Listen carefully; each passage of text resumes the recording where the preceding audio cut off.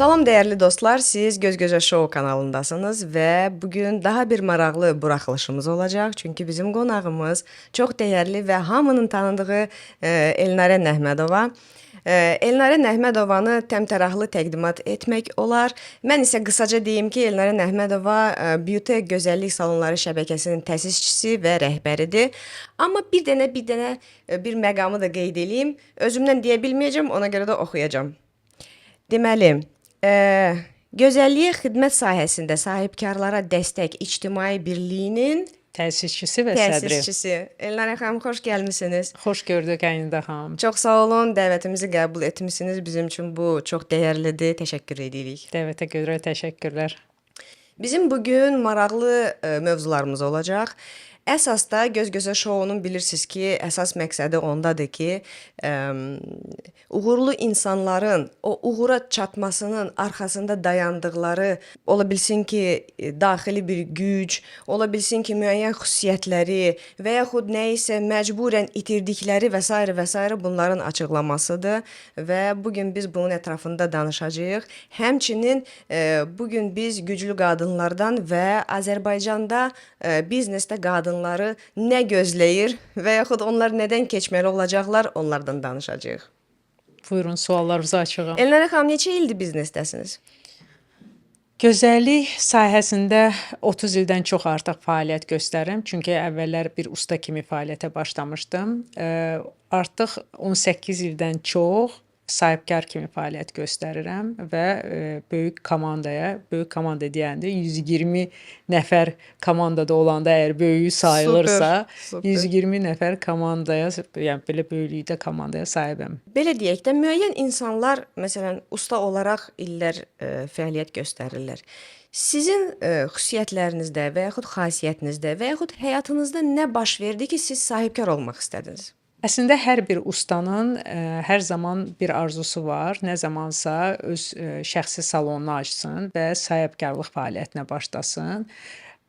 İndi biz gözəllik sahəsində İctimai Birliyi qurandan sonra və dəvət eləyəndə sahibkarları və biz görürük, qeyd eləyirik özümüzdə də ki, hardasa 60% gözəllik salon açan şəxslər, onlar əvvəllər usta olublar, sonra öz salonları açırlar. Sadəcə usta olmaq və bir salonun rəhbəri olmaq eyni bir şey deyil. Ona görə də yəni burada müəyyən çətinliklərlə üzləşirik.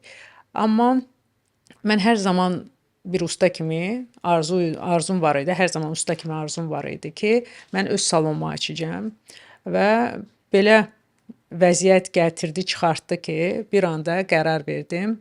O qərar da məndə baş verdi. Qızım dünyaya gələndə xəstəxanada ilk dəfə mən qərar verdim ki, artıq öz salonumu açıram.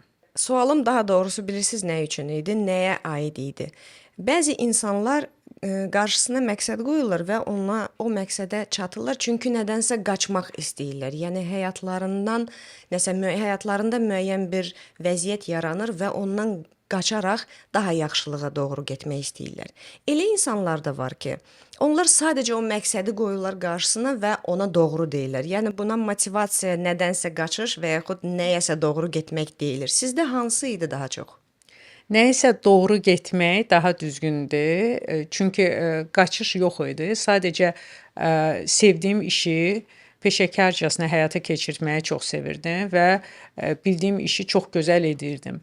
Və sonra belə yenə də bir vəziyyət belə yarandı ki, məcburən hardasa məcbur olub bir yer götürdüm və salonu işlətməyə başladım. Və orada təbii ki, müəyyən çətinliklərlə başladım üzləşməyə və artıq bir salon sahibi kimi inkişaf etməyə başladım. Salon, bir gözəllik salonu açmaq üçün ilkin olaraq nələr lazımdır? İlkin olaraq nələr lazımdır? İlkin olaraq biliklər lazımdır. Çünki çox ustaların səhvi onda olur ki, mən ustayam, mənim kifayət qədər müştəri bazam var və mən artıq öz yerimi götürüb özüm işləyə bilərəm.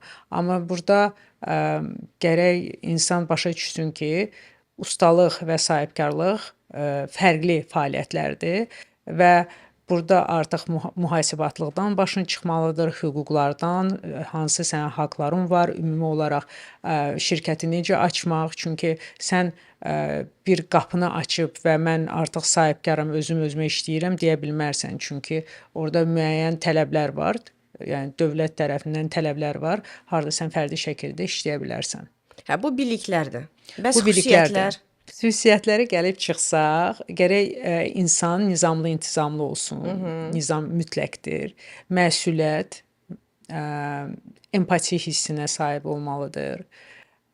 Müştərilərə qarşı yoxsa Müştərilərə qarşı zaten usta işləyəndə empatiya? empatiya var. Psixoloji olaraq da, yəni daha yaxşı anlayır insanları. Burada daha çox nizam, burada daha çox məsuliyyət, sözünü yerinə yetirmək və indi əgər sən tək işləyəcəksənsə, bu artıq sən o qədər sahibkar deyilsən də. Yanında bir 3-4 nəfər saxladığın zaman artıq sən sahibkara çevrilirsən. O 3-4 nəfəri öz arxanca necə aparacaqsan, neçə müddət onlar səninlə bərabər işləyəcək. Yəni ona baxmaq lazımdır və burada bu xüsusiyyətlər çox vacibdir. Sözünü tutmaq, insanları motivasiya etməyi bacarmaq, yenə də nizamlı olmaq, qaydaları, tələbləri düzgün şəkildə təqdim etmək, bunlar hamısı çox vacibdir. Bəs ilkin vəsaitlər necə yığılmalıdır? İlkin kapital var Vallah ki, mən mənə- gedirəm, salon açıram. Vallah mənə hər zaman bu barədə banklar kömək eləyib. Mən hər zaman bu günə kimi kreditlər bankdan götürürəm, Yəni bir eləyirəm. sponsorunuzmu, investorunuz olmayıbmı? Yox, mən demirəm ki, məndə olmayıb, amma ola bilsin ki, kimdəsə ola bilər. Birincisi, mən özüm kifayət qədər yaxşı usta idim. Bir yerə qədər bir vəsait yığmışdım və o vəsaitin sayəsində, yəni bir şeylər eləməyə başladım. Sonra isə davamlı olaraq bank kreditləri gəldi. Amma yəni sizin yoldaşınız da kömək eləyə bilər sabah sizə, sizin sevgiliniz də kömək eləyə bilər sabah sizə. O artıq yəni sizə bağlıdır da. Yəni kim var, hansı resurslar var, hansı insanlar var ətrafınızda, ona bağlıdır. Mən Əgər məni soruşursunuzsa, məndə şəxsən belə oldu. hə, bu aydındır, addımlar. aydındır, bəli. Yəni siz öz vəsaitlərinizi yığdınız, sonra banka müraciət elədiniz, kredit falan belə bir yol seçmişdiniz. Bugünə qədər də hələ kreditlərlə də davam edirik. Əgər biznesi böyütmək istəyirəmsə, bu mütəmadi məndə olur. Çünki mən inkişafı sevən insanam və irəli getməyi sevirəm. Bu səbəbdən də hər zaman banklara müraciət edirəm. Sağ olsunlar da onlar mənə bu kreditləri verirlər. Bəzi insanlar kredit götürməkdən çəkinirlər. Düşünürlər ki, geri qaytara bilməyəcəklər və s. və s. O zaman sahibkar deyil. Tamam, aydındır. Sahibkar düşüncəsinə malik deyil. Çünki əksər sahibkarlar hər zaman kreditlərdədirlər. Aydındır. Mən dünən yox sırağa gün ümumiyyətlə hər belə vaxt aşırı biznes təhlillərinə baxıram, qulaq asıram. Dünyəvi olsun və yaxud bu yaxında Rusiya və s. onlara baxıram. Və bir nəfər adam var, dedi ki, indi bilmirəm bizim podkastımıza uyğunlaşdımı bu məlumat yoxsa yox, nəsə belə qabağıma çıxdı. Dedi ki, 90% gözəllik salonu açan xanımlar kiminsə hesabına açır, ya əsas bu varlı kişilərdir, onların yoldaşları olsun və yaxud sadəcə yaxınında bir kişi olsun və 90% bu açılan salonlar bankrot olur, bağlanır. Elədirmi? Yəni biz indi Assosiyasiyada təhlil edirik. Azərbaycanda bu gün sizcə neçə dənə salon işləyir? Azərbaycanda ümumi olaraq fəaliyyət Ümumi göstərən. Azərbaycanda, wow, çox maraqlı sualdır. Bilmirəm, 100 min 100 min yox. az, 50 min, Əslində qeydiyyatdan keçən salon sayı 14 mindir. 14 min. 14 min salon bu gün fəaliyyət göstərir. Ondan 50%-i ustalar tərəfindən açılır. 50% isə ola bilsin ki, Mən siz dediyim qaydada. dediyiniz üsulla açılır. Amma həm bu tərəfdən, həm o tərəfdən çox vaxtı salonlar uğursuz olur. Və bizim indi biz daimi olaraq assosiasiyanın tərkibində keçirdirik təlimlər, idarəçilik təlimləri. Çünki həqiqətən də burada bizdə çox böyük boşluq var. Azərbaycanda ustalar kifayət qədər peşəkar olaraq çox inkişaf eləyiblər. Lakin idarəçilik salon sayəsində bizdə çox zəifdir. Biznes anlayışı çox zəifdir Zəifdir, ümumilikdə. bəli. Çünki mən özüm də öz fəaliyyətimdə bir çox bizneslərlə rastlaşıram. Onlarla müqavilə bağlayırıq və s. və mən bilirəm ki, yəni rastlaşıram və görürəm ki, həqiqətən biznes anlayışı çox zəifdir. İnsanlar düşünür ki, məsələn, bir biznes açmaq üçün 20 min pul lazımdır. Bu 20 min pulu toplayırlar, gedirlər biznes açırlar. Düşünmürlər ki, Bunun sonrası var. Düşünmürlər ki, sonrası var. Bunun maaşları var, bunun qaz pulu var, kommunal xərci var, bunun marketinqi var, reklamı var və s. Bu nədən irəliləyir? Çünki insanlar rəqəmlərlə işləmirlər. Əsas əsas nədir? Sahibkar gərək öyrənsin rəqəmlərlə işləməyə. Bizdə ustalar da işləyə bilmir. Deyirəm 50% salonların 50% ustalar tərəfindən açılır. Onlar da rəqəmlərlə sevirlər işləməyə. Onlar qazanmağı bacarırlar, sənətini göstərməyə bacarırlar, müştərini razı salmağa bacarırlar, amma rəqəmlərlə işləməyə bacarmırlar. Qadınlar da həmçinin hansı ki evdə oturub sonradan deyir ki, mən gedim bir Mən özümə salon açıram. salon açım. Bu görürəm ki, hər yanda salon açılır, amma həqiqətən də bu gün Azərbaycanda 90% salonların uğursuzdur. Yəni bu statistika bu bizdə də statistika var. var. Tamam, aydındır.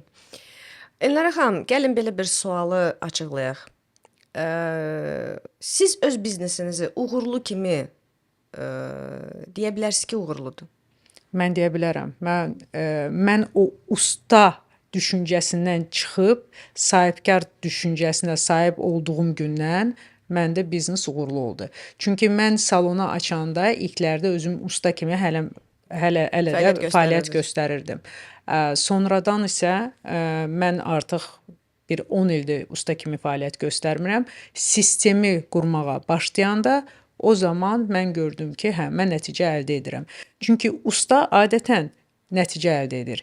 Sistem isə o nəticəni çoxaldır. Nə maraqlıdır. Deməli, usta nəticə əldə edir, sistem isə nəticəni çoxaldır. Çox gözəl bir sözlərdir. Bəs uğur insanı nə qədər dəyişir? O insanın daxili dünyasına bağlıdır, düşünürəm. Mənim hər zaman bir sözüm var, hansın ki, hər yanda mən təkrarlayıram. Ağac nə qədər bar gətirsə, o qədər də başı aşağı olmalıdır. Yəni uğur səni pozmamalıdır. Uğur səni inkişaf etməlidir. Amma əgər sən o sadəliyi, insanlarla düzgün rəftarı itirirsənsə, bu artıq uğurlu insan hesab oluna bilməz, heç cürə hesab edilməz. Bəs sadəliyi ona gətirib çıxartmır ki, insanlar başlayır səndən istifadə etməyə. Hər insanın bir duruşu var da. Çox şey əldə edən insan adətən o insanın adətən bir duruşu var. Mən insanlarla yumşaq danışa bilərəm, amma mənə kim baxsa başa düşür ki, mənim hansısa bir məsafəm var və o məsafəni keçə bilməz, o xətti keçə bilməz. O duruşa bağlıdır, o insana bağlıdır. Özü necə sən təqdim eləyirsən, hansı sözlər ifadə edirsən, necə danışırsan, necə baxırsan, o insana bağlıdır. Bəs sizdən istifadə edən insanlar olubmu sizin həyatınızda? Mən deyə bilmərəm ki, məndən belə istifadə olub. Bəlkə daha çox gənc yaşlarımda ola bilsin, amma yenə də vaxtında ayılmışam ya da ki, ola bilsən ki, nəsə problemlər yaşamışam, sonradan ayılmışam. O ola bilər hansısa rəfiqələrimlə, ola bilər hansısa işçilərlə, biraz gec də olsa ayılmışam, amma bu mənim üçün hər zaman bir dərs olub. Mən heç bir o problemləri keçəndən sonra heç zaman peşman olmamışam. Çünki o çətinliklər məni hansısa bir yerə gətirməli idi. Hansısa bir necə deyim, Elnarə Əhmədovanı formalaşdırmalı idi. Ona görə həyatımda olan hər bir insana, hər bir vəziyyətə mən hər zaman təşəkkür edirəm. Çünki onlar məni formalaşdırdı. O insanlar artıq yoxdur yanınızda? Yox da yanımda, yox, xeyr. Təbii. Bəs ümumiyyətlə rəfiqələriniz var? Var. Rəfiqə nəyə deyilir? Mən insanla əgər zaman keçirdirsən, əgər nəsə sözlü deyə bilirsən, o rəfiqə sayılırsa, rəfiqədir. Amma mənim öz daxili dünyam var. Daha belə deyək, mən özümlə tək qalanda mən çox vaxtı daha rahatam, nəinki məsələn harasa gedəndə. Halbuki mənim ətrafımda insanlar belə əyləncəli, çox belə də ora-bura gedən, dəvətləri qəbul edən insan kimi tanıyır. Amma mən öz təkliyimdən də zövq alıram. Yəni özünüzə introvert deyə bilərsiniz? Yox, ekstravertəm. Aha, tamam. Balansdasınız. Balansda. Ekstravert və introvert balansı çox gözəl bir şeydir əslində. Deməli, müəyyən bir yerə gəlib çatmışdınız. Salon açdınız və s. Ən böyük çətinlik nə oldu? Hər bir biznesdə ən böyük çətinlik insanlardır. Digər insanlarla işləməkdir. Onları öz arxamca aparmaqdır, onları motivasiya etməkdir. Bu gün mən tam əminliklə deyə bilərəm ki, bütöv şəbəkəsi loyal həm müştəri bazasına, həm ustalara sahibdir. Bu da hər bir salonda, hər bir salon bu ilə yəni belə qürur duya bilməz, fəxr edə bilməz. Amma biz bu gün bu ilə fəxr eləyirik.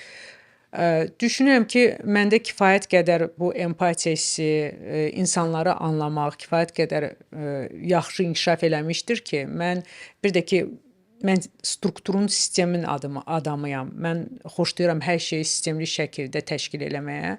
Bəlkə bunun sayəsində də mən uğurlu oldum. Amma ən çətin hər bir biznesdə insanlarla işləməkdir.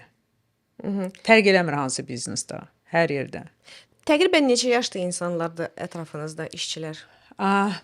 Bütökün ən böyük uğuru onda oldu ki, biz öz daxili məktəbimizi yaratdıq və biz kənardan ustaları götürmədik. Biz özümüz yetişdirməyə başladıq. Eyni fikirli, eyni düşüncəli insanları formalaşdırdıq və onları sonra işlə təmin etdik. Bu səbəbdən də bizim ən böyük uğurumuz bunda oldu. Bizə gəlirdilər gənclər 16, 17, 18 yaşından. İndi görürsən ki, artıq ailə qurublar, 35 yaşları var da 10 il, 15 il bizlə bərabər işləyirlər. Yəni demək olar ki, bütün həyatları bütökdə keçdi. Biz daha çox gənclərlə işləyirdik. Çünki belə deyək də, ağ vərəq və sən onu doldurursan, özünə uyğun. Özünə uyğun, öz iş tərzivə, düşüncə, öz fəlsəfəvə görə onu doldurursan və insanlar da səninlə bu yolu bərabər uzun müddətli gedir. Mən birisi sual nəyə gətirdim? Bu Z pokoleniyasına, Z insanlara ki, 25 yaşına qədər siz bunlarla üzləşirsinizmi və müəyyən bu xüsusiyyətləri görürsünüzmü? Təbii ki, görürük. Daha çox gənclər səbirsizdir. Biz hətta əvvəllər görürdük ki, bizim məktəbimizə daha çox gənclər gəlirdilər, qapını döyürdülər. İndi daha az. Bu da nədən irəliləyir? Çünki gənclər daha sürətli düşünürlər, sürətli hərəkət edirlər, səbirsizdirlər. Onlar məsələn bir sənəti əldə etmək üçün bir il oxumaq, yəni bir il nəyisə öyrənmək istəmirlər. Daha çox özlərini sosial şəbəkələrə verirlər, onlayn işlərə verirlər. Daha çox azadlıq istəyirlər, işdə sıxmaq olmasın falan. Amma mənim öz övladlarım da var, qardaşım uşaqları da var. Mən həmişə deyirəm ki, yəni nə olursa olsun, dövr necə dəyişirsə dəyişir. Əgər sən istəyirsən uğurlu olmağa, sən işləməlisən. Belə dünya yoxdur ki, sən işləməyəsən, rahat işləyəsən. Belə dünya yoxdur.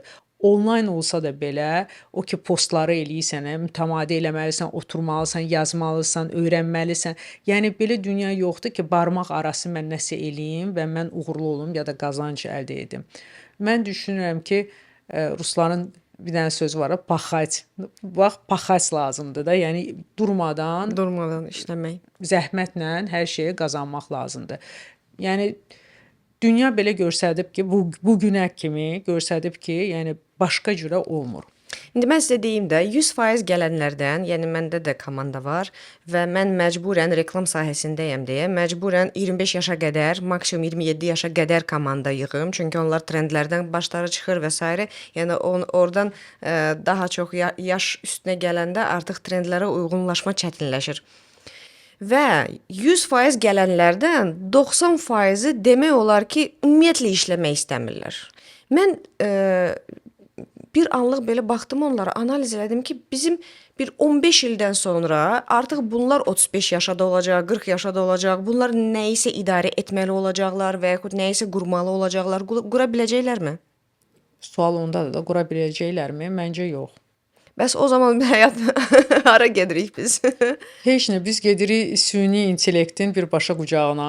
Özümüz də bir sahibkar kimi biz də aktiv olaraq indi süni intellekti də istifadə İstifadə edirik edirik öz sözsüz. işimizdə. Siz də həmçinin. Sözsüz. Siz başa düşəcəksiniz ki, onlardan bu iş olmur. Siz bir dənə süni intellektdə agenti yaradacaqsınız, hansı ki sizə bütün trendləri 2 dəqiqədə deyəcək. Vəssalam. Yəni siz gələcəyi o qədər də ürək açan görmürsünüz. Ya mən hər zaman pozitiv baxıram gələcəyə. Belə deməzdim. Sadəcə həyatı bilmək olmaz da. Biz indi düşünə bilərik ki, həyat fərqli ola bilər ya da ki, pis yerə gəlib çıxacağıq. Çünki burada indi belə problemlər var, amma bilmək olmaz. Hər bir dövrün öz müsbət və mənfi tərəfləri var. Deməli belə olmalıdır. Aha, aydındır. Deməli siz dediniz ki, 2 övladınız var. Mən sizin səhifənizdə də onu gördüm. Övladlarınız böyük oğlunuzun deyəsən 24 yaşı 24 var, yaşı var. qızın 18. 18. Nə ilə məşğuldurlar? Qızım universitetdə oxuyur, Türkiyədə, İstanbulda. Oğlum isə işləyir. Onların biznesə getməyini istəyərdiniz? Mənim biznesimə həvəsləri yoxdur. İnanmıram ki, nə zamansa nəsə onlara motivasiya olacaq ki, mənim biznesimə qoşulsunlar. Yenə də bu Z nəsildir. Onlar fərqlidir və mən o fərqliliyi ilə də onları qəbul eləyirəm. Onlar da Z nəsildə, O Z sözsüz ki. nəsildir. Hə, onlar da belə oğlum onlayn qazanclar əldə edir. Mən özüm başım çıxmır ki, nə ilə məşğuldur, amma özünü maddi olaraq tam təmin eləyir. Məndən asılı deyil, ayrı yaşayır. Qızım isə deyir ki, mən özümü göstərəcəm. Mən də deyirəm ki, hə, göstərərsən inşallah, amma indi hal-hazırda universitetdədir. Təbii ki, maddi olaraq da mən ona dəstək oluram. Oğlum artıq maddi olaraq məndən asılı deyil. Mənim oğlum bu yaxınlarda 11 yaşı var. Mənə deyib ki, mama, bu mənim bədənimdir. Sən mənim icazəm olmadan məni çəkiliş eləyə bilməzsən. Bilmərsən, hə. Bunlardan keçmişəm mən. Biz valideynlərimizə bu söz deyə bilərdik. Yox. Biz artıq yəni bu belədir. Mən də bu şeyləri eşitmişəm, görmüşəm. Sadəcə bu nəsli necə var, belə də qəbul eləməlisən. Başqa cürə alınmır onsuz da. Təzyiq göstərirsən, küsürlər, qəlbləri qırılır. Yenə də dəyişmirlər. Ona görə daha çox söhbət eləyərək, öz fikrimi çatdıraraq, izah eləyərək, sadəcə belə Aydındır. nəyisə çatdırmaq olar ki, bəs biraz fərqli davransınlar. Bilirsiniz, bir hansı mövzuya toxunmaq istəyirdim. Hal-hazırda mənim çevrəmdə məsələn, əgər götürsək, bir çox qadınlar biznes qurmaq istəyirlər və yaxud qururlar və yaxud onu daha da böyütmək istəyirlər. Və belə bir sual maraqlandırır hər bir qadını. Azərbaycanda biznesdə olan qadınlara necə yanaşma var? Hara doğru inkişaf etmişik? Çünki məsələn mən 10 il bundan öncə biznesdə qadın və bu gün biznesdə qadın, bu iki fərqli dövrdür. Hansı dəyişikliklərə gəlib çıxmışıq və biznesdə qadın olaraq qadın hansı çətinliklərlə üzləşir? Məhz Azərbaycandan söhbət gedir, mentalitet. Bu sualı mənə çox zaman verirlər və mən deyim ki, mən belə böyük çətinliklərlə üzləşmişəm. Hə, sahəmdə işlə bağlı, amma bu qadınlığımla bağlı deyil. Yəni mən çətinliklərlə üzləşmişəm. Amma sırf qadın olduğum üçün mənə lazım idi kiməsə özümü sübut eləməyə belə bir vəziyyət yaşamamışam. Bəlkə mən gözəllik sahəsindəyəm deyənə, yəni bunları mən hiss etməmişəm, görməmişəm. Tam əksinə qarşı tərəfdən mən hər zaman hörmət görmüşəm, düzgün yanaşma görmüşəm. Yenə də mən düşünürəm ki, bu insanın özündən çox şey asılıdır. Onun duruşundan, onun rəftarından, onun necə özünü aparmağından. Yəni ona görə də mən hər zaman mənə bu sual veriləndə mən deyirəm ki, mən Azərbaycanda problem öz biznesimdə yaşamadım. Müəyyən çətinliklər oldu. Yəni dövlət qurumları ilə də oldu, işlə bağlı çox şeylər oldu, amma bu daha çox biznesə bağlı idi da, yəni qadın, kişi olduğuma görə deyil. Səhifənizdə self-made qeyd etmisiniz. Bu self-made-i siz hansı anlayışları toplayırsınız? Heç kimin dəstəyi olmadan öz ayaqlarının üstündə durmağı. Aha, bəs made Yəni siz formalaşmısınız. Nələr Formalaşmada lazım olub sizə formalaşmaq qeyd üçün? etdiyim kimi mən inkişafı sevən insanam və mənim üçün dayanmaq yoxdur. Nə qədər də olsa, nə qədər yorulsam da, nə qədər belli bir yerə gəlib çatsam da, yəni nə qədər tanısam da mənim üçün durmaq deyən bir şey yoxdur. Dayanmaq deyən şey yoxdur. Mən hər zaman gərək inkişaf eləyim. Mənim üçün self-made o anlamı daşıyır ki, mən 17 yaşında qız, ailəmə dəstək olmaq üçün getdim 17 yaşımdan işləməyə salona. Ailəmi bu günə kimi tam təmin eləyirəm. Uşaqlarımı tam olaraq təmin eləyirəm və bu dövrdə, yəni bu müddətdə mən hər zaman öz üzərimdə işləmişəm və inkişaf eləmişəm. Elnarə 5 il bundan əvvəl, 1 il bundan əvvəl bugünkü Elnarə deyil. Hansı üsullardan? Treninqlərdimi, yoxsa terapiyadımı, coachlardımı? Hara əl atırsınız? İnsanın ən birinci inkişafı sualdan başlayır, özünə verilən sualdan. Mən kiməm? Mən nəyəm? Nəyi mən istəyirəm? Hara gəlib çatmaq istəyirəm? Bu ilə nə nümayiş etdirmək istəyirəm? İnsanın inkişafı o andan başlayır. O sualları verdiyin zaman özünə. Və təbii ki, təlimlərə də qoşuluram, maraqlı insanları da dinləyirəm. Instagramdan daha çox, mən Instagramda çox da olsa, mən Instagrama girirəm, paylaşım atıram, çıxıram. Məndə Instagramda məhdudiyyət var da, yəni mən bütün gün oturum scroll edim, yox və əksər məndə kim çıxır? Daha çox iş adamları çıxır, işlə bağlı. Mən daha çox YouTube-u sevirəm, podkastları sevirəm, onları dinləyirəm. TikTokda demək olar ki, heç yoxam. Yəni sosial şəbəkələr insanın fokusunu çox dağıdır. Çox həddindən artıq dağıdır. Və çox vaxt iş adamları, məsələn, onlar üçün fokus çox vacibdir gün ərzində, çünki bizim planımız var və məndə yazılıb gün ərzində mən hara getməliyəm, nə etməliyəm və əgər mən istəmirəm fokusum dağılsın, sosial şəbəkələr maksimum 1 saat, saat yarım mənim üçün işləyə bilər. Yəni mən girə bilərəm, baxa bilərəm. Özünüzə məhdudiyyət qoymusunuz. Qoymuşam. Məndə gəlir də xəbərdarlıq gəlir ki, bu gün vaxtın bitdi. Bitdi artıq. Aydındır. Hobbiləriniz var sizin? Yoxsa vaxt qalmır? Hobbim mənim idmandır. Mən idmanı sevirəm. Mən hansı idman növünə məşğulsunuz? Mən zalda hər zaman məşq eləyirəm. İndi son zamanlar bir dənə çox gözəl zal tapmışam, Crescent Mallda, ora gedirəm. O da ki, niyə görə çox bəyənirəm?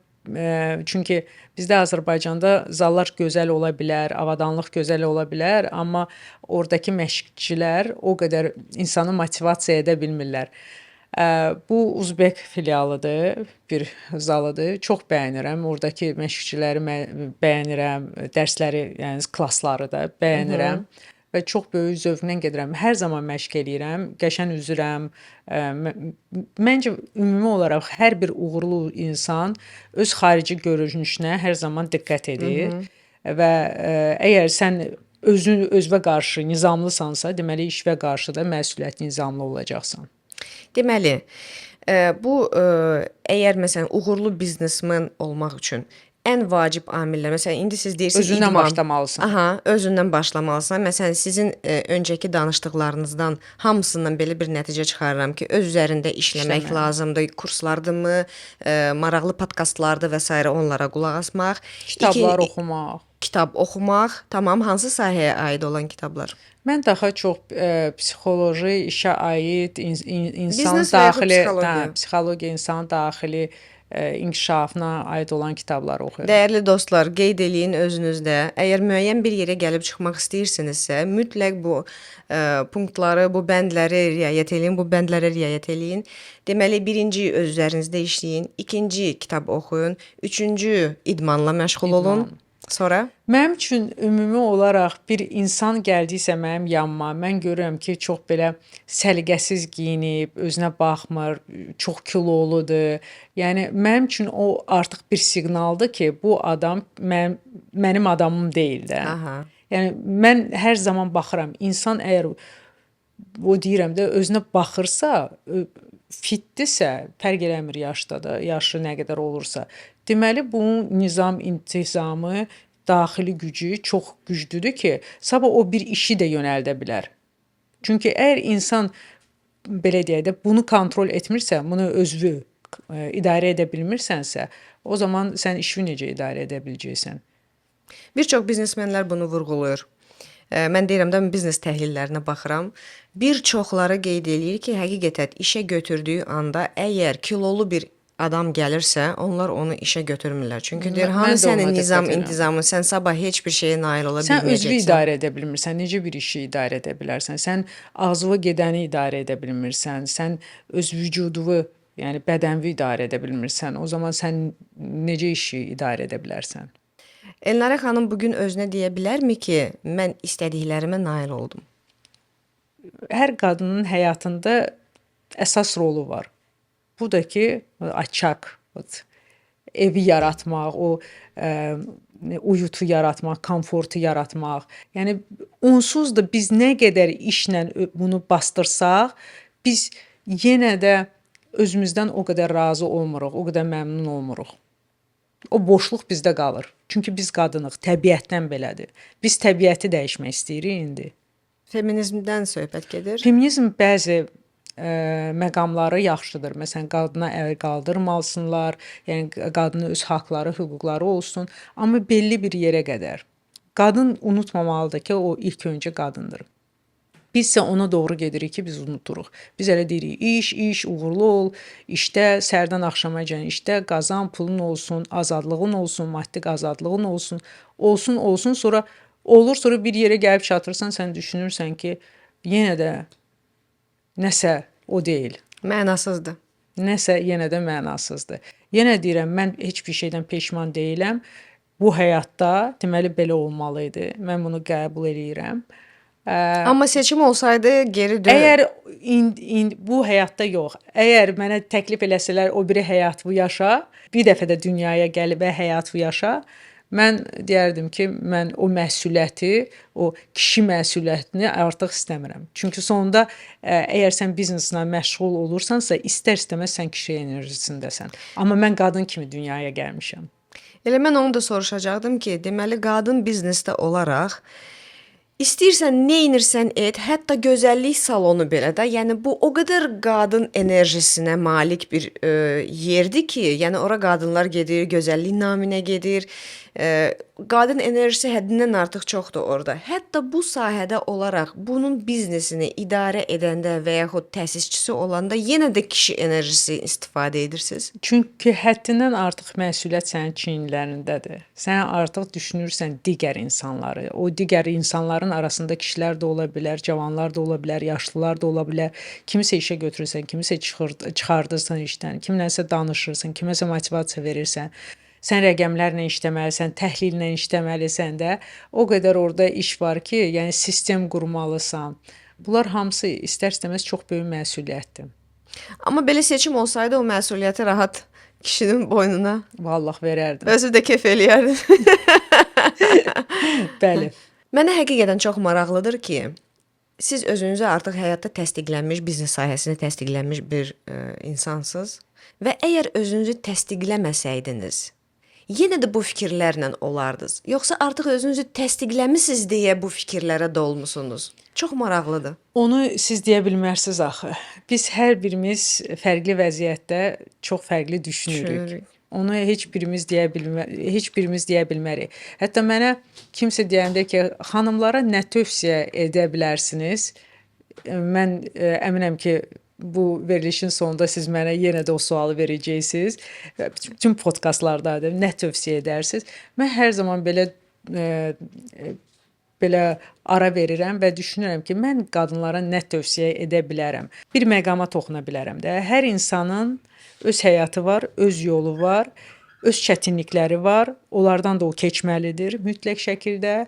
Yəni ona görə də öz həyatını yaşa. Yəni tövsiyə olsa, mən deyərəm ki, öz həyatınızı yaşayın, necə bacarırsınız belə yaşayın. Vəssalam. Bilirsiniz bu sual niyə gəldi ortama? Çünki müəyyən bir etapdan sonra mən bilirəm ki, mən kişi enerjisindən çox istifadə edirəm. həqiqətən də, yəni sən biznes sahəsindəsənsə, sən İstər by istəməz. default Hə. istifadə etməlisən. Həmçinin məsələn görüşlərə gedirəm və s. digər kişilərlə bir ortamda oturanda mən gərək o qədər kişi enerjisini qabardım ki, onlar mənə Ciddi yanaşsınlar. yanaşsınlar. Həm də ki, belə qız gəlib. Orada bir qız gəlib. Yaxınlaşam deyirəm, mən 87-ci ildənəm. Mənim falan kəsdi, ailəliyəm, uşağım var və s. ki, biraz daha ciddi yanaşsınlar. İndi artıq yox, bir qocalmışam. Dostlar yazın kommentdə qocalmışam yoxsa yox. Qocalmamışsın maşallah, çox Biraz gözəl yaşa xanımsan. dolmuşam, artıq bu problemi yaşamıram. Belə deyək, artıq məni də tanıyırlar müəyyən bir sahədə. Ona görə də artıq üzləşmirəm bu suallarla. Və bir anlıq mən başa düşdüm ki, kişi enerjisi məni o qədər tükənmişəm artıq. Artıq tükənmişəm ki, biz nəyə gəlib çıxırıq ki, bu məsuliyyət tükənməyə gətirib çıxarır. Və mən getdim terapiyaya. Terapiya hanı mənim qadın enerjim? Gəlin onu hardansa çıxardaq. Çünki mən elə bir ailədə böyümüşəm ki, kişi sözü keçərli olub, qadınlar danışmayıb, dinməyib, onların öz Bəli, onların öz fikirləri olmayıbdı, ancaq kişilərin dediyidir. Belə patriotik bir ailədə böyümüşəm və hər zaman özümə belə bir məqsəd qoymuşam ki, mən öz sözümü deyən bir qadın olacağam və kişilər mənə özünə belə də ravna deyirlər də, özünə tay kimi biləcəklər, belə baxacaqlar. Və o yerə gəldim, çıxdım ki, mən artıq tükəndim. Mən belə daha bacarım, mənim gücüm qalmayıb. Çünki kişi enerjisi həddindən artıq çox güc tələb edir. Getdim terapiyaya, hanı mənim qadın enerjim, gəlin onu çıxardaq. Nəsə işlədi, sonra elə bir vəziyyətə gəldim, çıxdım ki, özümə nə dərk etdiniz? Tam aydın şəkildə sual verdim. Sən necə bir qadın olmaq istəyirsən? Kişi enerjisini balanslaşmaq istəyirsənmi? Onu 49%-a endirib 51% qadın enerjisini saxlamaq istəyirsənmi? Və ya sənin seçimin olsaydı, sən o kişi enerjisini bu qədər qabardardınmı? Yoxsa o qadın enerjisində qalıb siz bayaq dediyiniz kimi ailə qurmaq, kişinin belə deyək də, yəni ailə başçı kişi olmalıdır. Kişi olmalıdır və s. Öndə gedən kişi olmalıdır. Sözsüz. Və mən özümə belə bir həqiqət dolu bir cavab verdim ki, yox. Mən bilirəm ki, mən onda tam xoşbəxt ola bilməzdim. Çünki mən illər boyu, 10 illər boyu özümdə bu kişi enerjisini o qədər inkişaf elətdirmişəm ki, və özümə baxıram ki, mən tam olaraq qadın enerjisində ola bilərəmmi? Tam olaraq mən də ola bilmərdim hər halda. Çünki mən yaradıcıyam, mən xoşlayıram nəyisə inşa edim, nəyisə düzüb qoşum. Amma yenə də deyirəm, bu həyatımdan mən çox razıyam. Şikayətçi deyiləm. Mən sadəcə deyirəm, əgər mənə təklif olsaydı ki, ikinci həyatımı yaşa, mən nəyi seçərdim? Mən bunu seçməzdim. Çox maraqlıdır. Mən amma bu sualı özümə verməmişəm ki, ikinci həyatım olsaydı. O sualı vermişəm ki, mən geri qayıtsaydım, başqa cür yaşaya bilərdimmi? İstəyərdimmi ki, başqa cür olsun? Və cavabım yox idi. Mən sadəcə bir balaca balanslaşdırmaq kimi belə bir məqama gətirib çıxarmışam və bu qədər mənim üçün okeydir. Mən də 90% öz həyatımdan çox razıyam. 90% razıyam. Heç bir şeydən peşman deyiləm, amma yenə də amması var ki, o 10% nə qədər ona həyata keçirsəm o 10%, o zaman mən tam xoşbəxt insan olacağam. Maraqlıdır. Bu feminizm məsələsi, mən həmişə qadınlar bu yaxınlarda bu kurslardır falan və s. analiz eləyirəm. Qadınlığını büruzə ver. Hətta idman kursları var ki, qadın enerjisini açır. Rəqs kursları, qadın enerjisini. Deyirəm ki, qadınlar nə maraqlıdır. İllər boyu feminizm uğrunda çalışıblar, hüquqlar və s. və s. İndi də gəlib o yerə ki, bir 60 il. Bir 60 il biz bu yolda gedirik və son 10 il, 15 il bu çox belə qabarıq şəkildə üzə çıxır. İndi də gəlib çıxmışıq ki, qadınlığımızı itirmişik. Burada bir balans sizcə necə olmalıdır? Balans necə olmalıdır? Balans necə olmalıdır? Mən hal-hazırda ailəmə daha çox diqqət göstərirəm. Ailənin içində olmaq çox vacibdir. Təbii ki, yenə də işdən dolayı artıq bir biznes var. O qədər də alınmasa, amma ailəmlə, anamla, qardaşımla, tam uşaqlarımla, övladlarımla daha çox vaxt keçirmək mənə daha xoş olur. Onlarla keçirdəndə vaxtı görürəm ki, o balansı başlayıram əldə etməyə. Ailədə olanda, evdə olanda o balansı əldə etməyə başlayıram. Hətta artıq belə bir yaşdayam ki, anama deyirəm ki, qohumları çağır. Qohumlar necə əvvəllər var idi, qohumlar gələrdi, böyük Yığışırdıq. masa olardı. Sən yemək bişirərdin, yemək qabaqlarını qoyardın, yığışdırardın. Yəni qadınlar bunlara unutmağa başlayıb. Əslində isə bu bizi qadın eləyir də. Necə bir qonaqpərvər xanım kimi mən qonaqlarımı qarşılayıram. Biz nə edirik? Biz qaçırıq restoranlara, amma bu bizi daha çox qadın kimi göstərir. Çünki bu enerjimizi yüksəldir. Evdə olmaq, qonaqları qarşılamaq və s. Çox maraqlıdır həqiqətən. Sizə səmimi cavablar üçün təşəkkürümü bildirirəm Elnarə xanım. Təşəkkürlər. Sizdən xahiş eləməyəcəm ki, kiməsə nəyisə tövsiyə eləyəsiniz. Hər kəsin öz həyatı var, öz doğruları var, öz həqiqəti var. O yolu özü bildiyi kimi öz inkişaf yolunda çizsin və getsin. Mənim üçün çox xoş oldu sizlə yaxından tanış olmaq. Həqiqətən çox sağ olun ki, dəvətimi qəbul etdiniz. Çox sağ olun ki, nədənsə belə səmimi danışırsınız və qadınlara bu məlumatları ötürürsünüz. Mən düşünürəm ki, ola bilsin biz bilirsiniz necə həyatımızı yaşayırıq və müəyyən bir vaxta gəlib çıxırıq ki, bu okeydir da, yəni Неужели bunu bilməyənlər var? Və yaxud oturub fikirləşirik ki, это же очевидно, yəni bu göz qabağında olan bir şeydir, amma əslində elə deyil Elnarə xanım. Həqiqətən o qədər xanımlar, o qədər qadınlar var ki, onlar hər gün şübhələnirlər. Hər gün düşünürlər ki, alınmaz. Hər gün düşünürlər ki, onlar bunu edə bilməyəcəklər. Və Elnarə olaraq siz həqiqətən də elə bir motivasiya olursunuz ki, o insanlar üçün. Çünki mənim yadımdadır, mən ilk dəfə səhv eləmirəmsə 10 il bundan öncə sizin haqqınızda bildim. Hardasa oxumuşdum deyəsən, məqalədə hardasa oxumuşdum və siz həqiqətən də mənim üçün belə bir insan idiniz ki, mən baxdım və dedim ki, mən də bilirəm ki, daxilimdə bu güc var. Və fikirləşdim ki, mən də gedib nəyəsə nail ola bilərəm. Çünki həmişə fikirləşmişəm ki, nəyəsə nail olmalıyam. Və siz elə bir adam oldunuz ki, mən sizin haqqınızda oxudum. İçimdə fikirləşdim ki, yəni mən də gedib nəyəsə nail ola bilərəm, nəyisə qura bilərəm. Axı onda alınıb. Orada da siz də nəsə deyəsən bir-iki cümlə götürmüşdülər, sizin sözlərinizdən yazmışdılar. Ona görə də baxmayaraq ki, sizin üçün bu bəsit bir şeydir. Çünki illərdir siz bunun içindəsiz. Güclü qadın olmaq və yaxud biznes sahibkarı olmaq sizin üçün normal bir hala gəlib çıxıbdı. Siz hər gün bu rolu oynayırsınız da, belə deyək, bu roldasınız. Oynayırsınız demək yox, bu roldasınız. Amma o xanımlar ki, bizi dinləyir, onlara bu çatışmır. Onlar axtarırlar, motivasiya axtarırlar. Gözlərin önündə bir kəs axtarırlar ki, mən də belə istəyirəm. Ona görə də sizə çox-çox təşəkkürümü bildirirəm. Çox sağ olun ki, varsınız. Sağ olun. Çox sağ olun ki, Azərbaycanda biznes sahəsində qadınların uğurlu olmasını nümayiş elətdirirsiniz, göstərirsiniz. Və dəyərli dostlar, xanımlar, Elnarə xanım belə bir söz dedi ki, böyük bir problemlə rastlaşmayıb. Ona görə də əgər siz də bir uğura çatmaq istəyirsinizsə, biznes qurmaq istəyirsiniz, müəyyən bir məqsədləriniz var, qorxmayın, çəkinməyin. İlkin olaraq yadınızdadırmı? Biz sadaladıq nələr eləmək lazımdır. Öz üzərinizdə işləmək, məqsədləri düzgün qoymaq, oxumaq, idmanla məşğul olmaq. Çünki həm daxili gözəllik, həm də üzdəki olan Bədəni gözəllik və ruhu qidalandırmaq. 100% hə. Çox sağ olun. Siz sağ olun. Aydın. Sağ olun.